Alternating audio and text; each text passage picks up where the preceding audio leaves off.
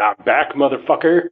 I have access to the studio again. So there's a lot of work that needs to be done. That being the case, I've decided to change the way I'm doing neoliberalism completely, and I'm going to do one where I dissect it into 3 different ways that it has a tendency to exist, be monitored, and operate. The third being sort of the contribution I feel like the people I've been working with has really started to kind of make in that regard. That'll be nice. There were a couple of videos that I made during the lockdown where the audio got screwed up, as my state of the channel show, should have made obvious. But one of the most important things I've ever done was that day as well, and it didn't work. And it wasn't done very well anyway, and there was a guy running a diesel truck that ran on whole live ground geese. It was ridiculous. Everything was loud and terrible, and there was a dog, because there's always a dog, and he's obnoxious and old. There's been a dog.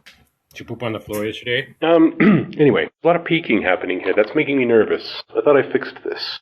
There shouldn't be all these red lines in here right now. This bodes ill for me.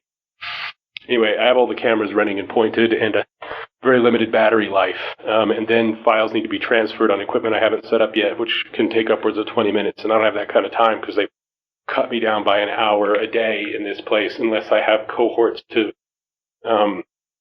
conspire with, and I have no friends. So that's not an option for me. Anyway, so speaking of having no friends, it's time, I think, that I really tried to get down to explaining what the hell I'm doing. Because everybody else on YouTube doesn't understand. Like, we have a live show where we play Skyrim, so that's a Let's Play, right? And I do Game Dev Tycoon, so that's a game that's a Let's Play, right? So you're just doing that live on Twitch, that's fine. It would seem to be. But there's overlap, especially through Lamp-Bay Creative specifically, and sociology and philosophy. It's like, well, what the hell is any of this? How is any of this useful? What is this meant to do? How is this helpful to anyone? Time-lapse photography of painters seeming apropos of nothing. And then the live D&D shows. Live D&D is something that's extremely niche. Nobody's watching that. I'm mostly generating it so that I have something to study when I want to get down to some of the phenomena that I see at work in the gaming spheres. And that doesn't make sense to anyone, right? So, like, what is any of this? What the hell is happening here? So I think that the first thing I need to explain to everybody is that what Lamp-Bay Creative is not any of the things that anybody is seeing me do. Lamp-Bay Creative is something that is supposed to sort of start with me bringing people together to start working on these things, and hopefully we'll reach a kind of terminal velocity. It's not a very good analogy. Singularity, a point of singularity, where eventually it'll start running on its own. Like an internal combustion engine requires an explosion to get it moving, and then once the parts start to move, the parts help to keep each other moving indefinitely. I won't tell the whole thing breaks down because internal combustion engines run on exploding, which, as you might imagine, causes wear and tear in a variety of ways. So maybe not a very good analogy either, but you know what I mean.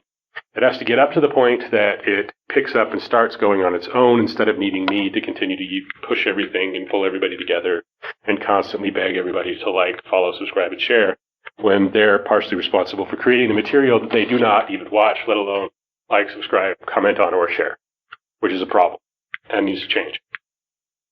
In the meantime, the easiest way to understand what Lamp-Bay Creative is supposed to be is understanding 3 basic fundamental things. I was going to say 2, but usually 3s work better. Also, a fanatical devotion to the Pope.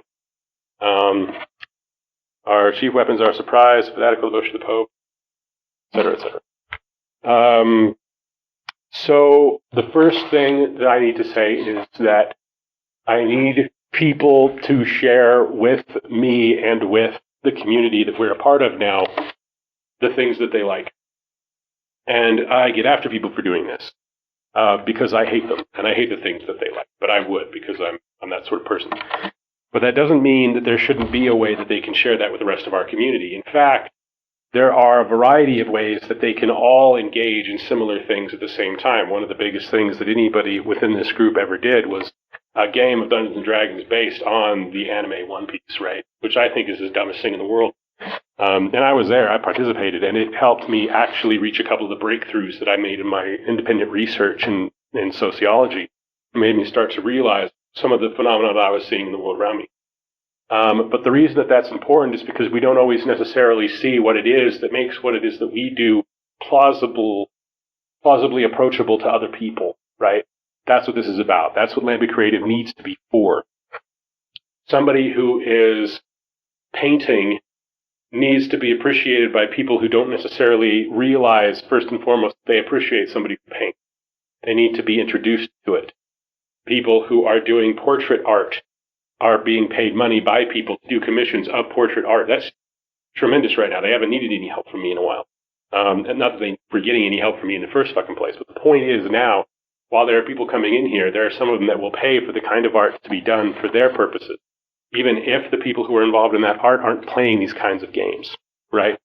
Musicians, that's another one. People who are doing paintings, time-lapse painting and photography, they can have music that is made within our community by people they personally know that they're dealing with, who appreciate the work that they do, whose music they too appreciate within our community. So I want to build a community where that sort of thing is possible. So that's the first thing we have to understand, that we can express ourselves in ways that even if it's about things other people don't necessarily appreciate, or ways in which other people don't appreciate, we can find common ground and work together to make these things happen. When none of us could do any of those things on our own, most of these painters aren't going to be able to make their own music. And if they could, they're not going to have the time to do that and everything else that they have to manage in their life. Which brings me to my second point. One of the most important issues with time energy, the second thing that I need to get to with Lambic Creative, is professionalism and the way that our current capital model of society operates. The capital model of society requires us to be constantly consuming in order to continue to exist within its sphere, right? There's a number of ways that this happens. Gas in order to drive around, because you can't just walk to get someplace in the city where I live. I mean, you can, but holy shit, is that really complicated. And in major cities, sometimes that's fine, but at the same time, there are extreme limitations on people trying to live that way that are not the case for people who have the capacity to be moved around by other means. Means comes in a lot in this case. Everybody's losing their insurance, and now things are starting to get more and more dire, and they will, by all indicators, continue to get increasingly dire until we are in grave economic peril as a people.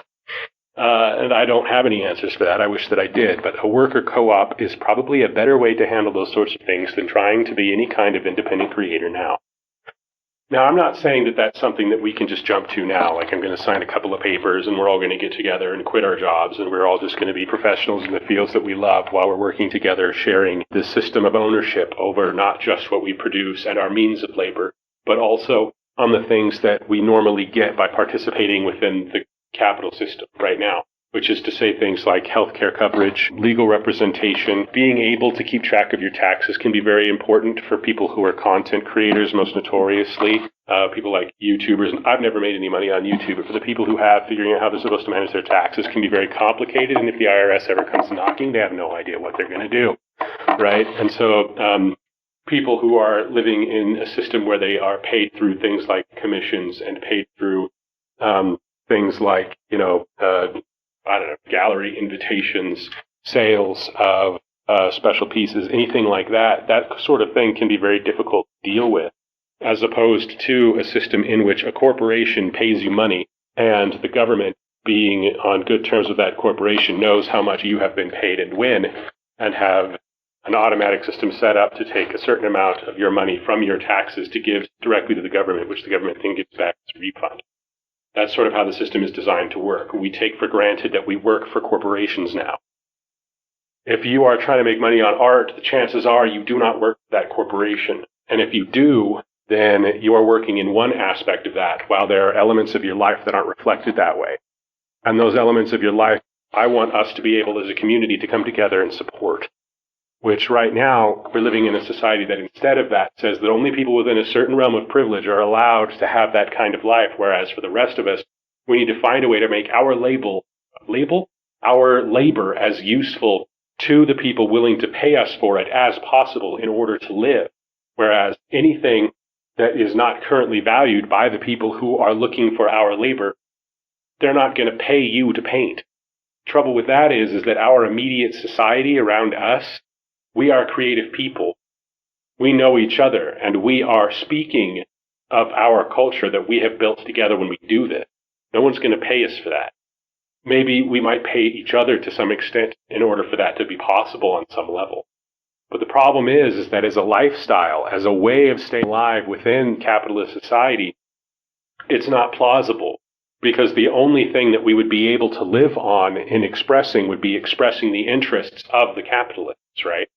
So the people who are willing to pay for these things are going to pay for marketing. So unless your art is marketing on some level, they're not going to pay you. And it's foolish to assume that they should. But instead of coming together right now in order to form something like a market co-op, or what I'm about to get to in point 3, perhaps this section of weighted, I don't know, maybe I'll edit it differently, who cares? I feel like most of the artists are all just sort of hoping they're going to be the next Thomas Kinkade. They're working with the understanding that eventually pulling on their own bootstraps will make them the kind of professional artist that they see in their mind's eye as the sort of person they'd like to be. Or they've simply resigned themselves to the fact that they have a different life right now, and that life is some form of wage indentured servitude throughout the vast majority of their life. And in their off time, they're able to do these things that in some way other people can approach or appreciate, but in this disconnected sort of way at a distance, which is kind of fine. But most of the people that you're working with are people you don't directly know or deal with. And most of the people you would ordinarily directly know or deal with aren't a part of that. And that can change. Which brings me to my third point. One of the things about Lamp Bay Creative that I don't think that I ever made clear to people is that I want it to operate the way that an artist enclave does. I want it to be like an art commune, except remote. Especially now, after COVID, it's been made clear that just relying on people within our local areas isn't what's important. A local artist isn't necessarily your local artist. One of the people on Twitch that I've been rating occasionally or talking to from time to time after a show is a tattoo artist in Vancouver, but this isn't a corporation, right? This isn't a major company. This isn't somebody who's operating on a commercial level. This isn't somebody who is creating their art in the hopes that a company somewhere can use it to the end of marketing so that they can pay their bills. It's a person who is running their own very small, very hopeful little business in order to use their talents and their creativity to get a living, right? And to be able to do that sort of thing by bringing people together for a kind of online interconnected communal living means that we would be able to take advantage of what one another have to offer us in a more direct way. So right now that tends to work, well, it doesn't tend to work at all, frankly. Facebook groups have been a lot of how a lot of the communication has happened. We have to be able to find ways of hooking into social media en masse in order to operate like that, which I haven't really had time for. I do try, and there are outlets for some of the things that I've done. The most watched production that I've ever done was The History of Neoliberalism. And History of Neoliberalism was as big as it was because it was shared on Left2 Posting, which is a group on Facebook, right? And was shared by other members of the Left2 community through that. Probably Swoletariat, Theory Plebe, possibly Damon Garcia. And without that, I wouldn't even be here now talking about this. And that seems so radically outside of a lot of the things that I'm trying to do, where I'm composing this enormous library of live play Dungeons and Dragons games in order to see how people behave within the moment and how that might map on to things like identity construction, the social construction of reality, or how people are engaging with their forms of entertainment as a means of consumption, either of attention and or time, which is starting to get really... I'm not sure we can pull those things apart anymore. I think attention and time energy are going to wind up being kind of one thing. Dave is probably way ahead of me on that, hopefully, because citing their book would make it a lot easier than finding it for myself. But I digress. So those are the three things we need, I think, that needs to be understood in order for you to know what I'm trying to accomplish with Lamp Bay Creative. Not exactly the same order, I will summarize them, moving the first point to the end. For reasons which will probably become clear at that point, which is that Lamp Bay Creative is hopefully going to become a worker co-op where culture creators, that is, musicians, writers, poets, painters, tattoo artists, portrait artists, people who are communicating in creative ways with their society, but are small-time individuals, can form a business doing it, where they own the means of production for doing so. Right. To operate in that way as an art commune meaning that we are all intersocializing and keeping not only in touch with one another, but trying to rely on one another for ways of getting through the sorts of things we want to do. Like if I'm going to commission art pieces, and I don't know where I'm going to get the money to, but I would like to commission quite a few at this point, then I would be dealing with other people that I see as being a part of this community first and foremost in order to help that knitting process. Third, and most importantly, which is why I opened with it, we need to understand that this is something that we can get a lot from by working together to do it, that none of us are going to be able to do without the other's help. Even just looking at the stuff that I've done now, a lot of the stuff that I've been able to do over the time that we've been locked in our homes because of COVID was because I couldn't go anywhere or do anything anyway. Right? And so I was there doing all of this stuff, just churning shit out constantly. But even then, I spent hours and hours and hours a day editing some of these materials, and a lot of it's very poorly edited or not edited well at all. A lot of the sound is still terrible. I'm always struggling with sound. Sound is a monster, right? The sound for this is going to have real problems, I can tell, because all these little red lines are very bad signs. And I'm not sure what I'm going to do about that. It makes me feel like I want to go back over to the old system I was using for sound now that I understand how to do it better, but it takes much longer to set it up. Time is a serious problem. For more on time, you're going to want to see my sequel to the previous video on, nope, because there was no sound for it. You are not going to see that video. I have to make a completely different new one. Suppose I should get started on that. Maybe that's what I'm going to do right now. Although I might not have left myself enough time to break down. Do I have the place until 7? What does the schedule say? Anyway, a big part of my point is that we can do a lot more working together than any of us could on our own. That's something that we all need to understand moving forward. There's no way to do this under neoliberal individualism. You're never going to be a real artist this way. And when they tell you that something like that is possible, it's almost always the result of somebody having had some kind of privilege that the neoliberal order is designed to hide from you, obfuscating it, laundering their privilege in some way that makes their dream coming true possible while yours is not. And you're going to just keep fighting to try to make that dream come true against a tide you don't understand while they manipulate you in order to take all of your money and make you work for them. I'm not saying I have a way out, but this is probably a better alternative than just thinking you're going to be the next Thomas Kincaid or Joanne Yosepi Petey, case may be. In any case, I'm going to wrap this one up, and I'm going to thank you for your time. Like, comment, subscribe, and share.